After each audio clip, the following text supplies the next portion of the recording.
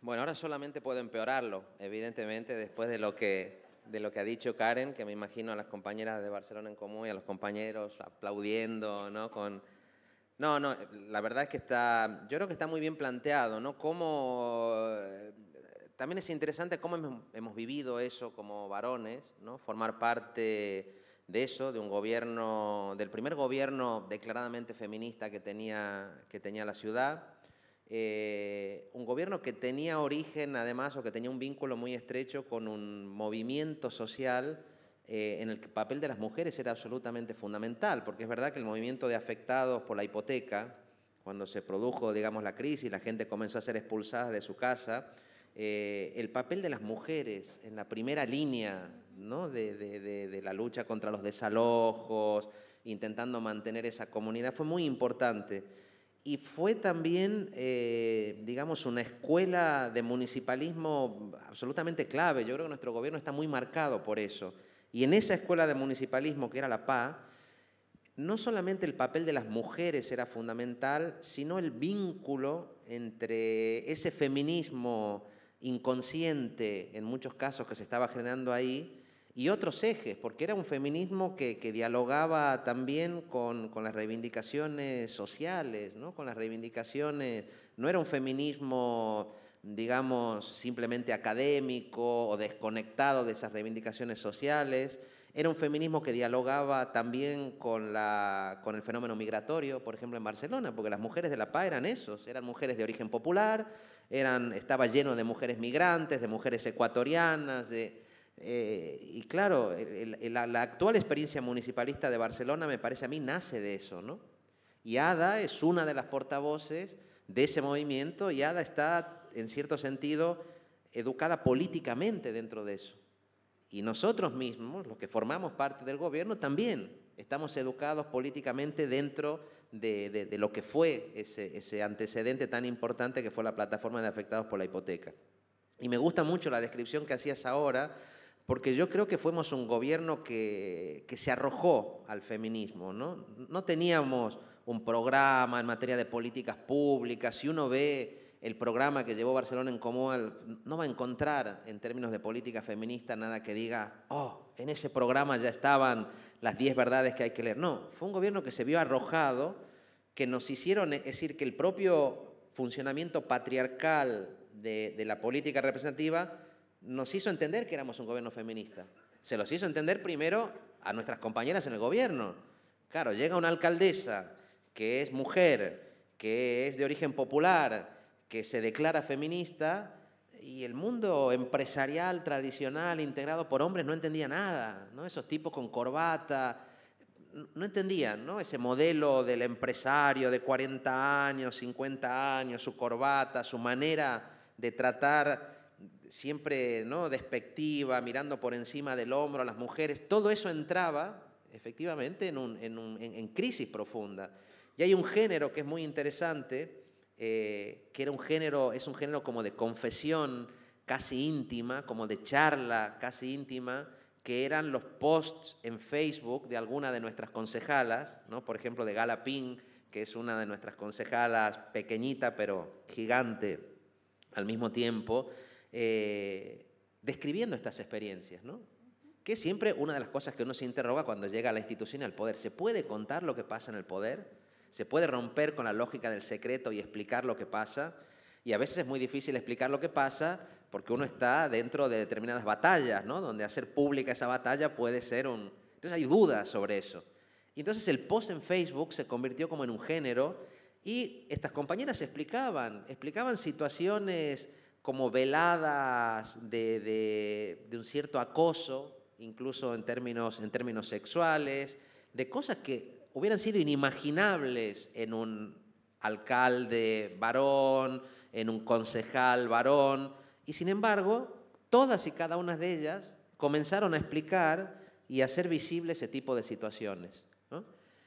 Y me parece que efectivamente cuando Ada nos comenta, ¿no? que iba a tener otro bebé, claro, digamos, es muy fuerte decir fue como un gesto político, porque no fue digamos, planificado como algo deliberadamente político, pero fue un hecho político enormemente importante. Todos comenzamos a temblar, porque estábamos embarazados todos en realidad, ¿no? En un cierto sentido. Porque, bueno, a ver qué hacemos ahora frente a esto, ¿no? Pues fue un auténtico terremoto que generó muchas dificultades porque la política institucional no está pensada para resolver eso. Nosotros, si en algo sentimos que fracasamos, o que hemos fracasado hasta ahora, es en poder generar dispositivos en la institución de reparto del trabajo, de formas feministas. Aquí sentimos que ha habido como un cierto fracaso. No lo hemos conseguido. La institución nos sigue enfermando, nos sigue deprimiendo. Hay días que nos deprimimos de tener que estar dentro de ese gran leviatán, dentro de esa gran máquina burocrática que quita vida en muchas cosas, ¿no? Pero en cambio, es cierto, como decía Karen, que se han puesto sobre la mesa y sobre la agenda política, claro, temas que no se habían puesto nunca antes, ¿no? Por ejemplo, eso, la relación de los poderes fácticos tradicionales, mediáticos, empresariales, con gobiernos feministas, ¿no? Esto que Ada llega a una entrevista y le preguntan, bueno, alcaldesa, usted está hoy aquí cuando son las 9 de la noche, ¿con quién está su hijo, no? Y claro, ella siempre dice, esto no se lo preguntarían nunca a un concejal varón, ni le preguntarían nunca a un intendente que fuera varón, y me lo preguntan a mí. Pero como ella lo responde de esa manera, eso ya genera, ¿no?, un tipo de crisis incluso que obliga a discutir cosas que no se discutían y obliga a que emerjan cosas que no emergían, ¿no? Por ejemplo, yo soy responsable de economía. Entonces, una de mis obsesiones era cómo introducir el feminismo en la política económica. Y recuerdo que le decía mucho esto a Laura, que es nuestra concejal de feminismos, ¿no?, y del LGTBI.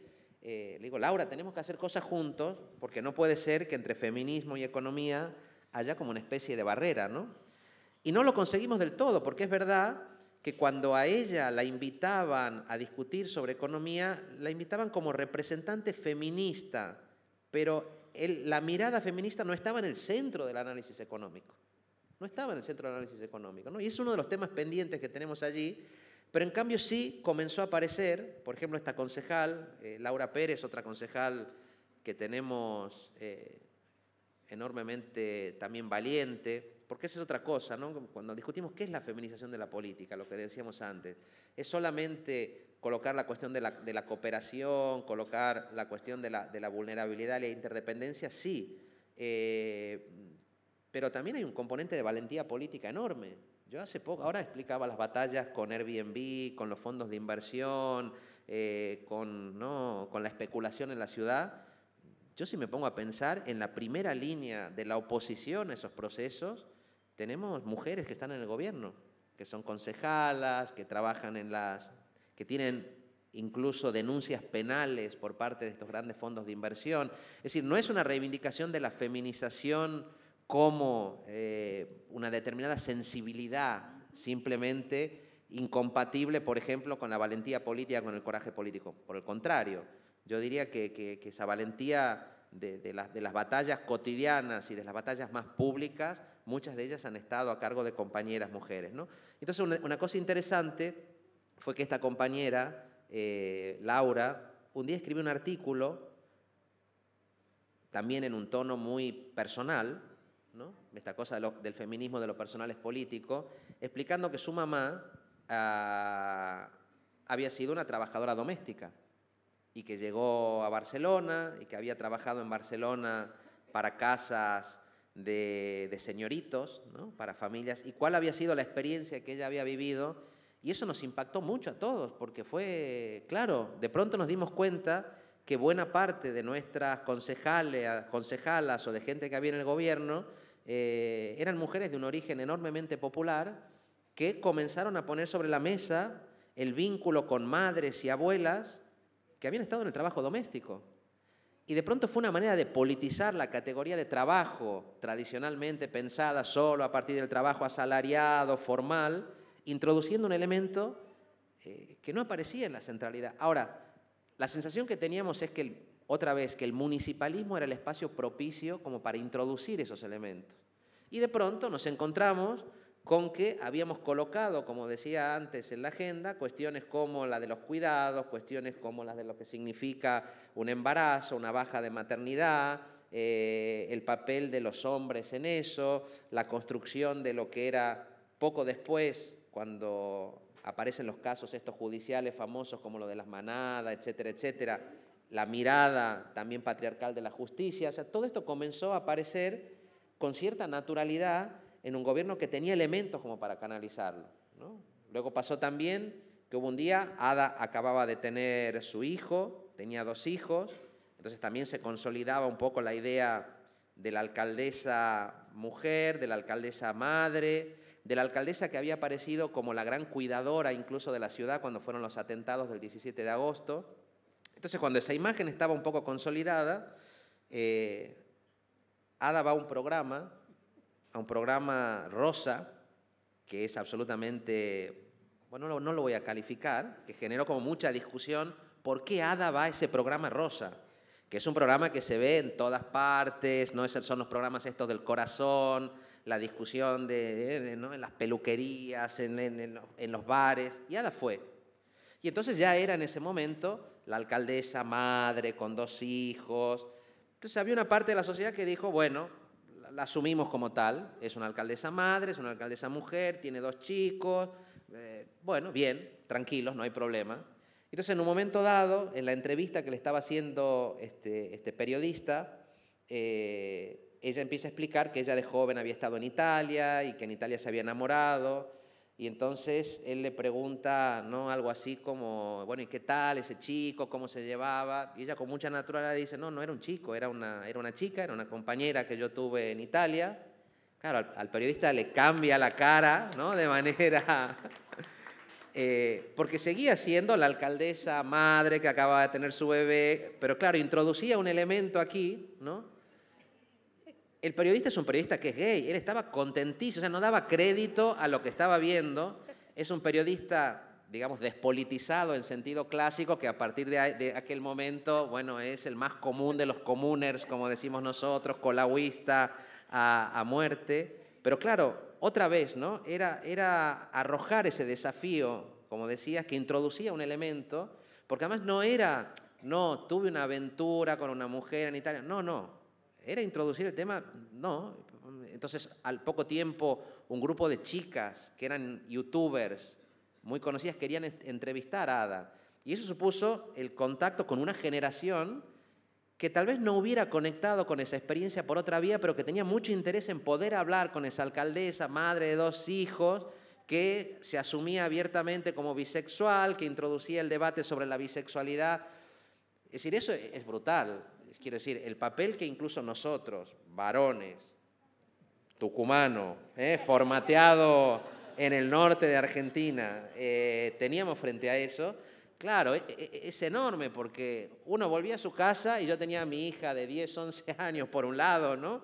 Esperándome con su pañuelo verde también. Por el otro lado, las compañeras dentro del gobierno. Yo creo que ha sido un aprendizaje, digamos, enorme, está siendo un aprendizaje enorme, que nos está obligando a resolver temas y a plantearnos temas, ya digo, no en términos de vamos a hacer esta política institucional, ahora hay que ir por aquí, es un proceso de aprendizaje que yo creo que refleja muy bien cómo lo está viviendo el propio movimiento feminista, donde hay un debate de una gran riqueza, donde no hay debates que estén completamente cerrados, pero que a mi juicio nunca se había producido en Barcelona en esos términos.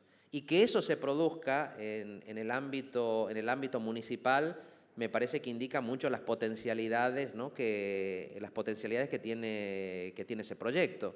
Entonces ya digo, incluso las redes de municipios gobernados por mujeres, bueno, hay una serie de elementos que se han introducido allí que ya digo, no resuelve los problemas de fondo, porque el Ayuntamiento de Barcelona no es un lugar de cuidados, no es un lugar amable, es la maquinaria hostil que fue siempre, pero bueno, que está siendo hackeada cotidianamente con elementos nuevos, y el movimiento feminista tiene que ver con eso. Y para nosotros, la verdad que con mucha modestia, porque digo, nos interpela mucho, porque nos cuestiona mucho como varones, evidentemente todos los privilegios en los que hemos sido, en los que nos hemos construido y nos han construido, pero yo creo que es uno de los elementos de mayor orgullo, ¿no? De mayor orgullo, y acompañamos a estas compañeras a las que admiramos profundamente y de las que, ya digo, estamos aprendiendo muchísimo, ¿no? Así que ha sido un baño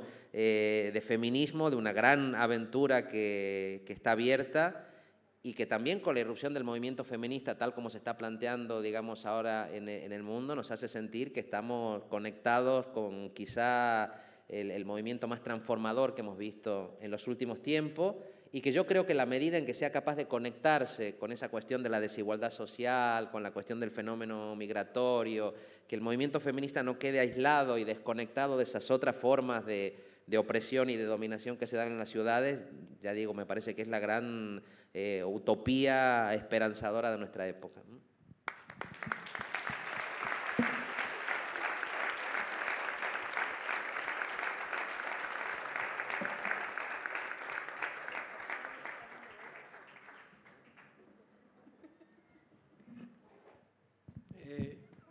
Yo una pregunta,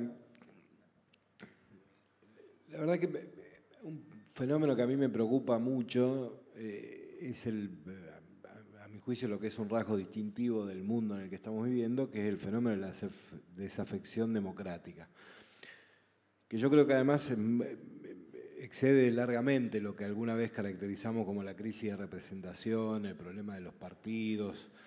Me parece que es un fenómeno de una profundidad mayor, que incluso la lógica, el desarrollo de las nuevas tecnologías, la revolución en la ecología de la tecnología, de la información, la propia lógica de perversidad y las nuevas caras que tiene el capitalismo a nivel mundial, generan unas condiciones que hacen que ese proceso de desafección democrática sea efectivamente muy preocupante, y yo comparto que el territorio, la ciudad, es una escala que permite repensar la democracia, al menos en los términos en los cuales nosotros la conocimos. Creo que hay ahí una tarea pendiente. Entonces, ¿cuál crees, a partir de la experiencia de ustedes, cuáles son los caminos posibles para poder reconstruir, conscientes de ese escenario, lógicas de construcción democrática distintas a las que conocimos? Y después vos decías algo que me pareció re interesante recién, es que a veces la política institucional es poco permeable a estos procesos, y efectivamente hay una lógica del poder y de la política institucionalizada que tiene como sus propias reglas de juego, y que aún los proyectos políticos progresistas o populares muchas veces caen las garras de ese juego. Cuando tienen la posibilidad del acceso al poder, terminan reproduciendo las mismas lógicas que durante mucho tiempo dijeron combatir. Y el pasaje, digamos, del territorio de la construcción social al ejercicio de la política institucional o del poder suele ser, en muchos casos, muy traumático. Entonces, ¿cómo mantener esa cosa genuina, digamos, del proyecto tal cual uno lo generó y lo construyó cuando da el salto del ejercicio del poder? Y ahí me gustaría que la experiencia de ustedes, que es incipiente también, que puede transmitir al respecto. Mucho más aún cuando se trata de una construcción que va por los márgenes de las construcciones tradicionales, ¿no? Y que después, cuando uno accede al poder, se encuentra con los límites propios de esas reglas de juego. Yo la sensación que tengo es que en general la política tiende a sentirse cómoda con esas reglas de juego, cuando está del otro lado del mostrador, como solemos decir. La inquietud es cómo poder construir un proyecto político realmente transformador, que ponga incluso en cuestión o en crisis esas propias reglas de juego del sistema. Yo soy de los que cree que no hay transformación real si esas lógicas de ejercicio del poder no se construyen completamente y no se piensa incluso por fuera del margen de lo posible. El poder que implica, por ejemplo, que las cosas se hacen tal o más o menos como se vienen haciendo siempre, porque es lo que el poder generalmente permite. Y una cosa, esta idea de que cuando uno está por fuera del poder puede decir y hacer muchas cosas que cuando está en el poder no puede llevar adelante. Yo no soy tan partidario o no comparto esa ruptura, digamos, esa lectura, pero sí creo que muchas veces los proyectos populares o progresistas, cuando dan el paso, terminan siendo presos de esa lógica. Entonces, me gustaría saber cómo es la experiencia, a partir de la experiencia de ustedes, cuánto de trauma hubo en ese pasaje y cuánto de posibilidad de sostener esa construcción en los términos genuinos en los que se pensó, efectivamente se llevó adelante. Bueno, la verdad es que cuando alguien menciona la palabra trauma, claro, me preocupo porque mi tendencia a hacer terapia y a ponerme aquí en un diván y comenzar a explicar sería muy... No, pero la verdad que sí, es una cosa, digamos, es bastante impresionante porque todo lo que sospechábamos sobre las inercias de la institución cuando estábamos fuera era así. Es decir, Barcelona es una ciudad que tiene un fuerte ADN libertario, ¿no? Que viene de nuestras viejas anarquistas y anarquistas, y por eso, digamos, el zapatismo, por ejemplo, es una cosa que siempre nos ha interpelado mucho. Y la verdad que lo que nos imaginábamos sobre esas inercias institucionales es real y a veces es incluso, digamos, más duro de lo que uno pensaba, ¿no? Entonces, el Ayuntamiento de Barcelona, eso sí, está lleno de carteles en las puertas de nuestros despachos que dicen cosas como no nos olvidemos quiénes somos y de dónde venimos, ¿no? De permanentemente recordarnos a nosotras y a nosotros. Llegamos ahí. Exacto. Una, ¿cómo fue que llegamos aquí, no? ¿Cómo llegamos aquí y cómo conseguir no perder ese contacto con el afuera? Porque es verdad que hay una dinámica institucional que está pensada, digamos, para que eso ocurra, para que ese alejamiento se produzca, ¿no? En el funcionamiento también normal de las burocracias muchas veces. Y entonces ahí está el reto de inventar nuevas formas de institucionalidad, que ya digo, no son sencillas, pero otra vez me parece que en el ámbito local es donde más posible es hacer ese tipo de cosas, ¿no? Entonces, por ejemplo, la alcaldesa Ada, para poder respirar, bueno, necesitó que le asegurara, porque una cosa que pasa, por ejemplo, y que muestra esas inercias, es cómo se configuran las agendas municipales. Yo no entendía por qué a la primera semana de gobierno ya habíamos tenido 2 reuniones con banqueros y no habíamos tenido ninguna reunión con gente de movimientos sociales. ¿Cómo ha pasado esto, no? ¿En qué momento? Bueno, entre esto siempre se hizo así y unas dinámicas que no controlábamos, veíamos que éramos herederos de esa inercia y que no controlábamos siquiera la propia agenda y que nos reuníamos con gente con la que no nos queríamos reunir, ¿no? Entonces fue primero intentar controlar eso y luego generar nuevos hábitos que apuntaran en otra dirección. Por ejemplo, dejar claro que cada 15 días la alcaldesa iba a estar en alguno de los barrios de la ciudad, en reuniones abiertas, anunciadas con muy poca antelación para que no se convirtieran en algo mediático, a cara descubierta, sin digamos, sin un orden del día previo y por lo tanto en el que se podía discutir de cualquier cosa, ¿no?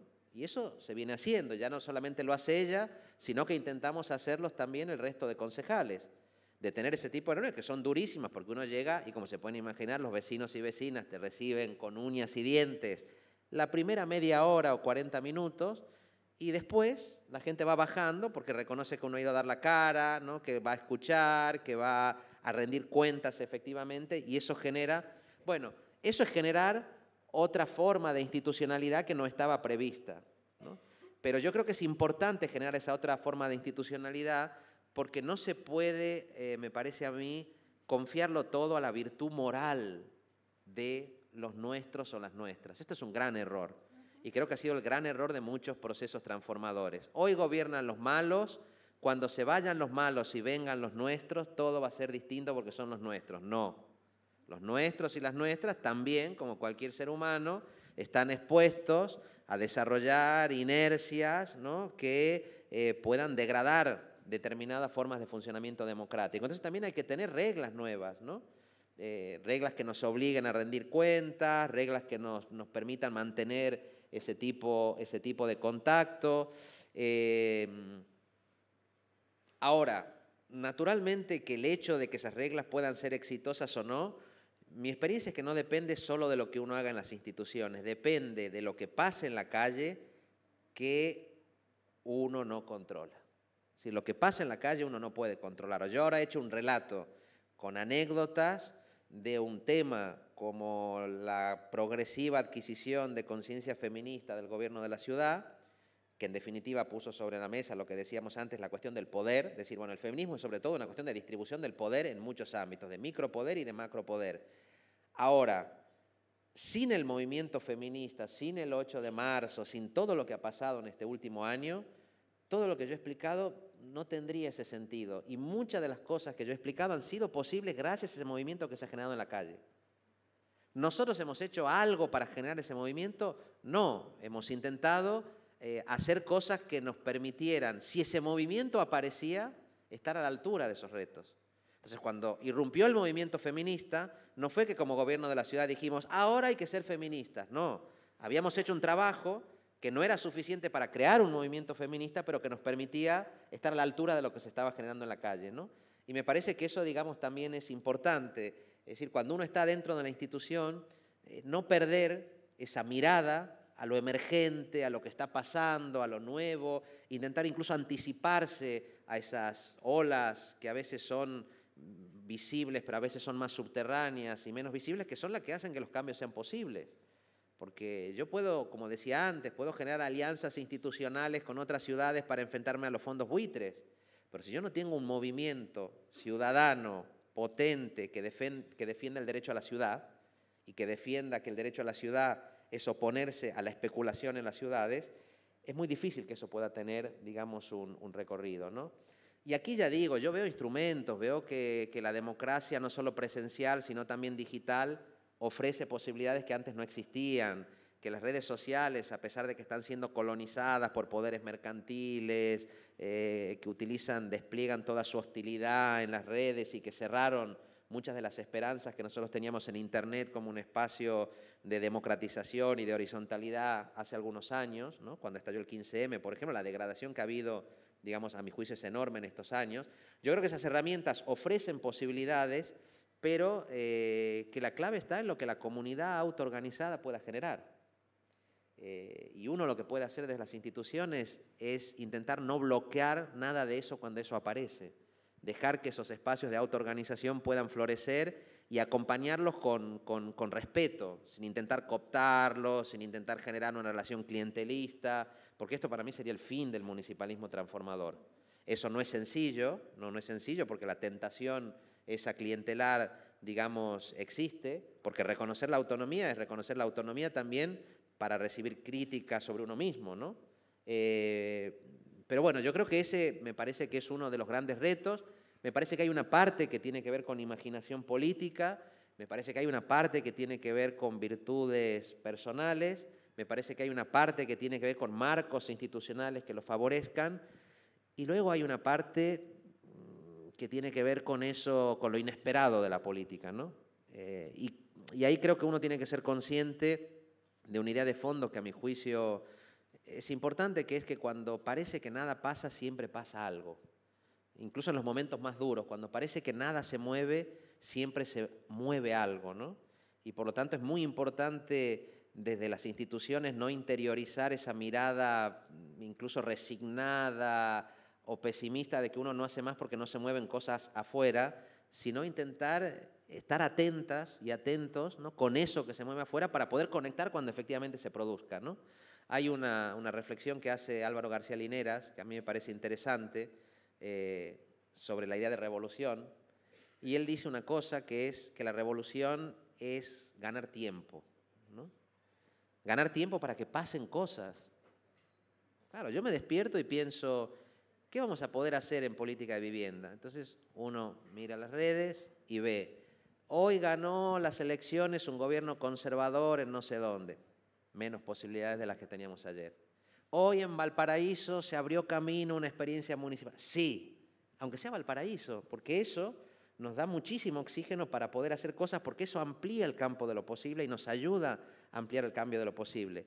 Y a veces esas revoluciones democráticas municipalistas son ganar tiempo para que pasen cosas y para poder conectar con esas cosas que pasan. Y nuestra principal, digamos, obsesión, ya digo, es poder estar a la altura moral y política de esas cosas nuevas que pasen, ¿no? Es decir, que si pasa algo en otros lugares, nosotros podamos mirar a la cara a esas nuevas experiencias que se producen. Es decir, que esas nuevas experiencias de transformación no nos encuentren envejecidos y envejecidas en la institución. Yo creo que esa es como la gran preocupación que tenemos, ¿no? Entonces, si aparece un movimiento de inquilinos y de inquilinas que pelean contra el aumento de los alquileres, no digo que vean al gobierno como su gobierno, pero sí como un gobierno que puede acompañar, que puede ser cómplice, que va a ser valiente en los aspectos básicos, que un gobierno con coraje, un gobierno que no ha perdido la tensión transformadora, que a veces la gestión te hace perderla, ¿no? La gestión te acomoda a un ritmo de lo cotidiano y de lo ordinario, que a veces es inevitable, porque la gente también se cansa, la gente no se moviliza permanentemente, la gente quiere llevar a sus chicos a la escuela, la gente quiere que el centro de atención sanitaria funcione bien, hay una política del ordinario, pero yo creo que también la clave de cualquier movimiento transformador tiene que ver con no perder el contacto con lo extraordinario que siempre puede aparecer, ¿no?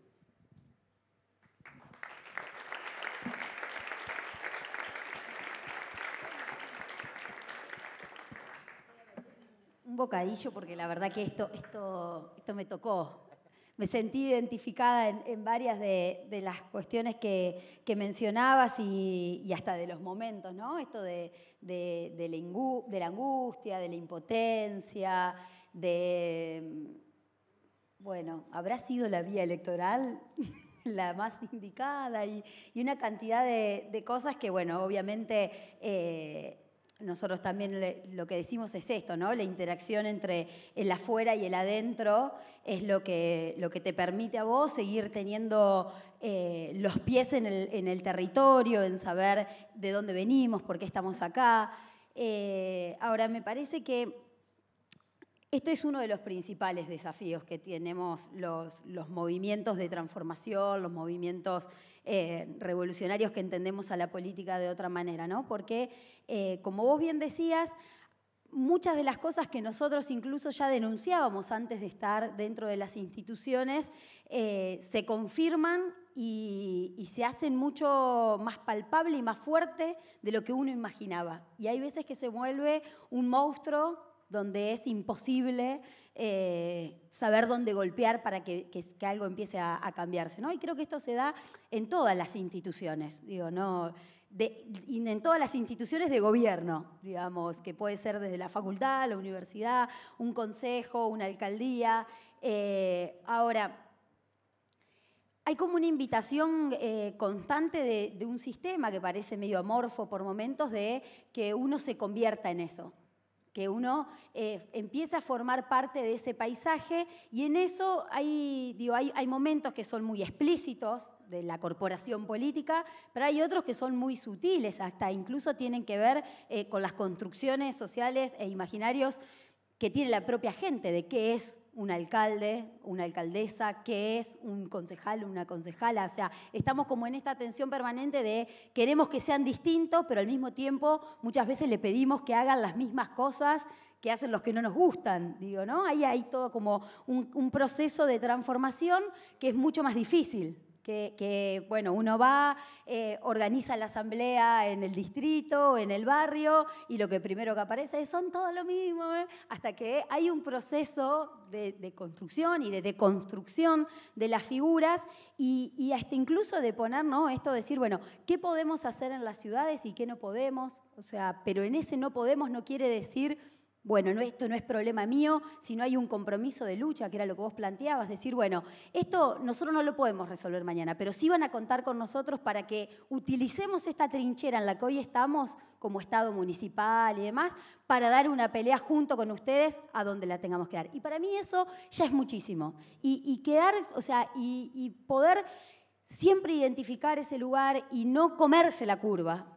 Digamos, no comerse la curva de que lo vamos a poder cambiar, o de que, o sea, de esa promesa constante y de volverse un político tradicional, es mucho más sencillo. O sea, hay todos los elementos, lo que vos decías. Vos podés llegar al mes, al año de gobierno y decir, bueno, pero la institución me obligó a tener esta agenda, la institución me obligó a toda esta cantidad de actos protocolares que no tienen nada que ver desde lo simbólico o lo cultural con lo que yo pienso, pero estoy ahí representando a la institución y no.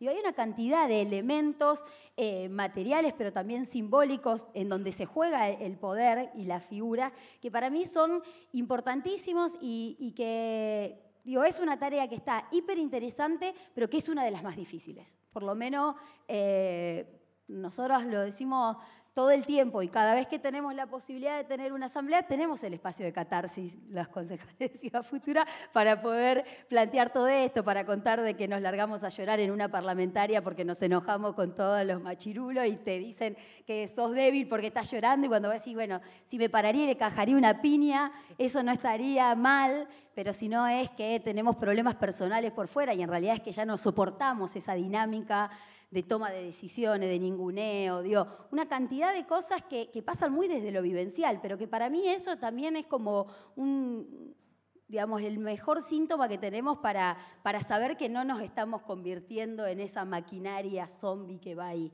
Y después en decisiones políticas por ahí un poco más contundentes o que se necesitan para todo esto, para mí está también la de los recursos y de las decisiones que sé que ustedes también la comparten allá, que es esto de que quienes estemos cumpliendo funciones públicas vivamos con los mismos sueldos, con los mismos ingresos familiares que lo hacíamos antes de ser, se están mirando, hay complicidad también, con los mismos sueldos, con los mismos ingresos que vivíamos antes de estar en la función pública. En términos de no generarnos niveles de vida que no estén, digamos, que no tengan que ver con el lugar donde nosotros estamos, porque eso para mí es uno de los elementos que mayor dependencia después le genera a los políticos de tener que perpetuarse. Estamos hablando desde los movimientos sociales para ocupar lugares en el Estado, siempre tenemos que tener la respuesta o la posibilidad de que podemos no estar en esos lugares y no por eso nuestras construcciones, nuestros proyectos se derrumben, ¿no? Me parece que eso es una de las claves, digo, no solamente para seguir viviendo como gente común y demás, sino tampoco para no generarnos nosotros mismos los vicios que tiene la política y el sistema y pensar de que podemos el día de mañana no tener la necesidad que tomar determinadas decisiones conservadoras para mantenernos en determinado lugar. Y digo, esto lo hacemos no solamente con los salarios de los concejales, de los asesores, sino incluso tomando la decisión de que la donación vaya al instrumento político para explotar aún más la misión antiinflación y que se territorialice, para sostener los proyectos de educación de gestión social, para tener los distritos en los barrios. Ahí también nos estamos jugando y hoy nos ponemos en discusión la autonomía. Digo, la posibilidad de que las decisiones políticas que nosotros tomemos en el plano electoral no estén condicionadas porque nuestro instrumento político o nuestros compañeros y compañeras dependan de ese lugar, ¿no? Porque ahí creo que es muy fino, muy sutil, pero cuando uno empieza a ver la política y después se trata de explicar por qué pasan determinadas cosas o cómo se llegan a determinados armados o escenarios, hay mucho que tiene que ver con eso, con el vínculo de la política y lo económico, de la autonomía de los instrumentos políticos y bueno, sí, ahí creo que ustedes también tienen. Sí, no, para nosotros fue muy importante y yo creo que fue una de las cosas que nos ha protegido mucho también, porque es algo que te protege, ¿no? Esa sobriedad, esa austeridad a la hora de ejercer la política, no solo para vivir o intentar vivir como vive la mayoría de la gente, ¿no? Y no en un mundo, no en una burbuja de privilegios, pero también es verdad que eso nos obliga a una reflexión de fondo en la que si queremos pensar la relación entre política y economía, hay que pensarla muy a fondo, ¿no? Porque nosotros, por ejemplo, una cosa que hemos visto, ¿no? Con estas políticas que hemos puesto en marcha de limitaciones salariales, etcétera, etcétera, bueno, también a veces nos hemos autoexigido unas vidas cotidianas que han sido durísimas, gente que tiene hijos, que tiene chicos, que tiene padres a su cuidado, y nos hemos pensado como si todos fuéramos activistas de 20 años, sin ningún tipo de obligaciones, que estamos... Bueno, claro, tenemos que hacer política también que sea accesible a gente común y a gente normal. Y la gente normal tiene padres que están enfermos. Entonces, no digo que eso se solucione con la cuestión de los salarios y de los ingresos, pero este tema hay que pensarlo. Porque si no, ¿qué pasa? Si no, solamente pueden hacer política institucional quienes tienen patrimonio, quienes tienen recursos. Había una época en España que la derecha, cuando nosotros empezamos a hablar de límites salariales, la derecha más corrupta salió a decir, no, nosotros proponemos que se eliminen los salarios de los representantes. Vamos, seamos más radicales. Porque para ellos no era un problema, porque ya tenían... Porque eran empresarios, ¿no? Exacto. Entonces ahí, digamos, hay que hacer un tipo de reflexión. Nos pasó también, por ejemplo, a la hora de querer contar, nosotros éramos gente que veníamos de una experiencia fundamentalmente activista, pero gobernar la ciudad y hacer políticas transformadoras exige tener cuadros técnicos formados también. Si uno quiere hacer una buena política energética, una buena política de agua, una buena política de vivienda, necesita buenos técnicos y técnicas. A esos técnicos y técnicas, muchos de los cuales trabajan en la función privada, no digo que haya que ofrecerle millones, pero uno no puede pedirle en todos los casos que se sume a la moral heroica con la que uno trabaja por convicción y que puede no ser convincente para mucha otra gente, ¿no? Entonces eso también lo vimos en el camino, ¿no? De buscar, bueno, exactamente dónde está el punto de equilibrio. Es decir, me parece que la reflexión global es la que vos planteabas con toda claridad. El problema aquí era vivir no para la política, sino de la política como privilegio, que es de lo que teníamos la obligación, y tenemos la obligación de alejarnos y de mantener la sobriedad y la austeridad como un principio absolutamente inquebrantable. Es decir, no podemos ser como ellos, una cierta ejemplaridad tenemos que tener. Porque si la gente no ve ese mínimo de ejemplaridad, o sea, todo el proyecto cae. Ahora, no confundir eso, ¿no?, con un tipo de moral heroica, accesible para santos, para santas, para mártires, que no puede ser la política. Es que ni siquiera, ¿no?, te lo pongo en los términos de Pepe Mujica. O sea, no te estoy haciendo la imagen de Pepe Mujica, ¿no? Sino más de cómo eso después trae vicios en la política, Totalmente. En el sistema político. Y creo que ahí sí hay un punto, de la misma manera, creo que tuvimos la oportunidad de discutirlo con algunos compañeros y compañeras, que en algún momento la primer política fue esto de todos ganamos igual, no importa lo que hacemos. Hasta que alguien levantó la mano y dijo, che, Ada, me parece que está un poco más complicada de responsabilidades que yo que estoy en tal lugar, ¿no? Claro. Todo eso creo que son... también el camino te va dando algunas claves. Lo que a mí me parece tiene que ver más con esto de no generar, en esto de los riesgos y los desafíos de las instituciones y del sistema, la dependencia. Totalmente, muy de acuerdo. Sí, la dependencia de eso. Y que no es solamente en un plano individual, sino colectivo. Sí, no, y en ese debate tiene que ser un debate que hay que darlo en la institución y hay que darlo desde fuera también. Hay que escuchar, digamos, esas otras voces. Ahora yo pensaba que este acto es un acto que se llama Ciudades sin Miedo, y lo de Ciudades sin Miedo, bueno, obedece entre otras cosas a ese encuentro que se organizó en Barcelona, donde nos conocimos con la gente de Ciudad Futura, y es muy interesante porque esa idea surgió de la gente de la organización política, no surgió de la institución. Entonces yo siempre repito eso, fue muy interesante porque la gente de la organización vino a decirnos a quienes estábamos en la institución que tenían esta idea. Porque eso también es verdad que es un problema. Cuando uno entra en la institución de manera repentina y muchos cuadros políticos, muchos activistas entran a la institución, siempre hay el riesgo que lo que hay fuera se quede vacío y no exista, digamos, ese contrapoder.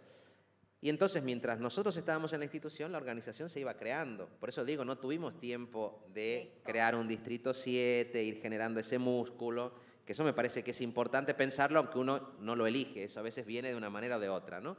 Pero entonces cuando vinieron a decirnos que tenían esta idea de hacer un encuentro de Ciudades sin Miedo, la primera reacción fue, no, pero ¿cómo ahora organizar un macroencuentro cuando no se puede, tienen que ser más realistas, no han entendido nada, ahora tenemos otra responsabilidad, hay que organizar bien las batallas, un encuentro de este tipo no saldría? Y luego nos encontramos con un encuentro fantástico que no solamente salió muy bien, sino que nos permitió entrar en contacto con experiencias municipalistas de todo el mundo. Y eso la institución no lo había podido generar. No solo no lo había podido generar, sino que ya estaba generando una cierta inercia de realismo que cerraba el horizonte de lo posible. Que no está mal, porque yo a veces cuando hablo con la gente nuestra que es activista, siempre digo, bueno, está bien que nosotros seamos una organización activista y no tenemos que perder ese músculo. pero habrá que decirle algo a la gente que no es tan activista y que vive en la ciudad, habrá que decirle algo al mundo del pequeño comercio, habrá que decirle algo al mundo de la pequeña y mediana empresa, habrá que decirle algo a las biólogas o a las matemáticas que tenemos en la universidad. Entonces eso nos obligaba también a generar, una vez que uno, digamos, se plantea proyectos políticos que tengan la aspiración de ser proyectos de mayorías, a incorporar, ¿no?, registros nuevos, que tal vez no eran nuestros registros, pero que son, digamos, imprescindibles para que ese proyecto de transformación pueda concretarse. Y eso también supone un aprendizaje, ¿no? Y saber cómo al mismo tiempo podemos ser una propuesta de gobierno que esté dispuesta a plantarle cara a los lobbies, plantarle cara a los fondos buitre, ¿no?, a Airbnb, a las plataformas digitales, pero que también tenga un proyecto, por ejemplo, de innovación científica y tecnológica al servicio de los grandes cambios que necesita la ciudad.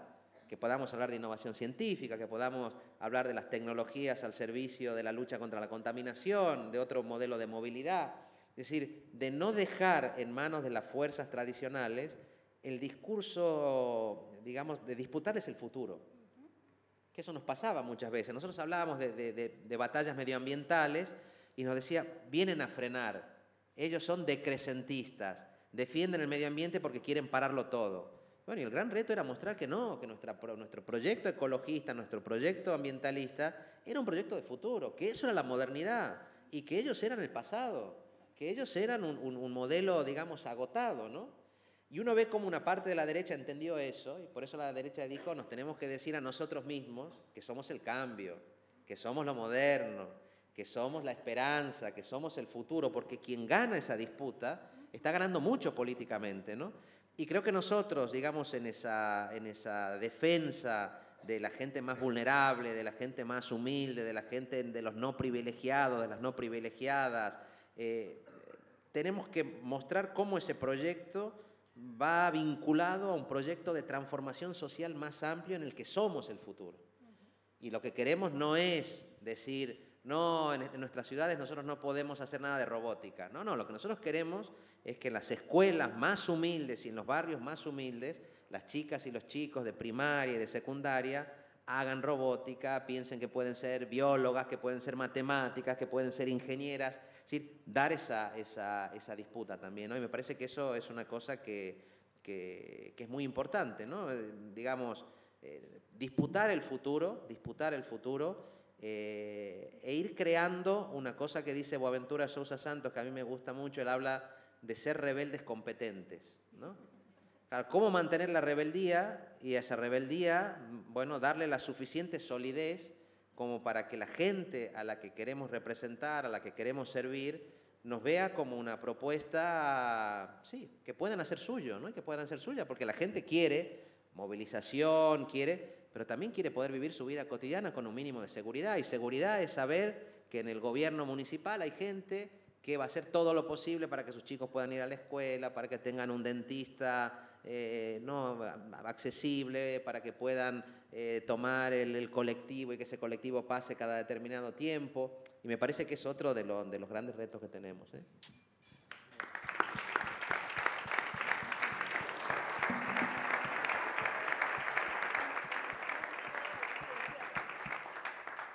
Bueno, ya estamos llegando al final de este encuentro.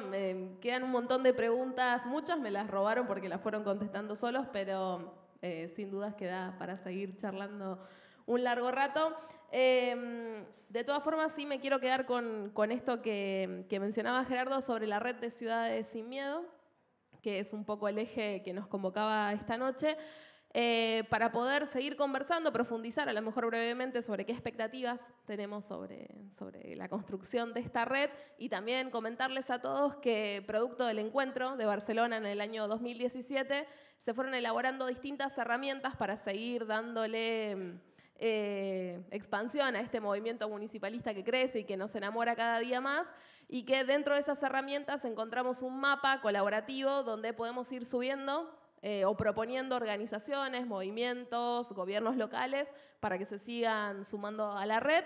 Y también elaboramos colectivamente, somos 140 autoras, si no recuerdo mal, un libro que se llama Ciudades sin Miedo también, recopilando un poco de herramientas, políticas públicas, experiencias municipalistas que, bueno, en breve va a estar en Rosario, ahora está cruzando el Atlántico en este momento, así que no llegó para hoy, pero va a estar en breve en nuestra ciudad, así para seguir compartiendo un poco toda esta experiencia política. Y bueno, un breve cierre tuyo, Gerardo, sería bárbaro.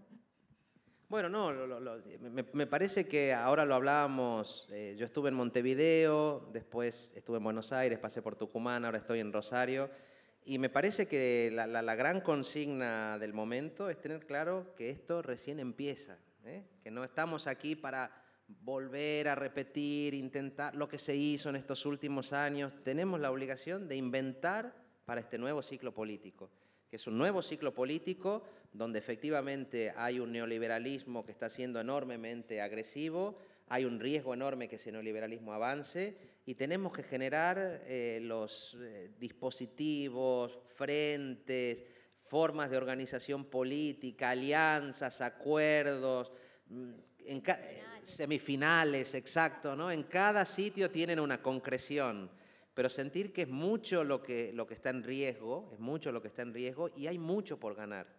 Hay mucho por ganar y que efectivamente esto recién empieza, se comienza a poner interesante, ¿no? Y tenemos que ser capaces de transmitir esa idea porque la creemos.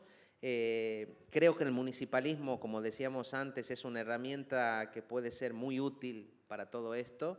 Creo que después de todos estos años hemos mostrado que a pesar de la enorme ofensiva neoliberal hemos podido sobrevivir, hemos podido respirar, pero que no hemos venido aquí simplemente a respirar, hemos venido a florecer y hemos venido a contagiarnos y a multiplicarnos y por lo tanto seguir adelante con imaginación, con valentía, con ternura, organizándonos, instruyéndonos, cuidándonos y sabiendo, como decía antes, eso, ¿no? Que esto recién empieza.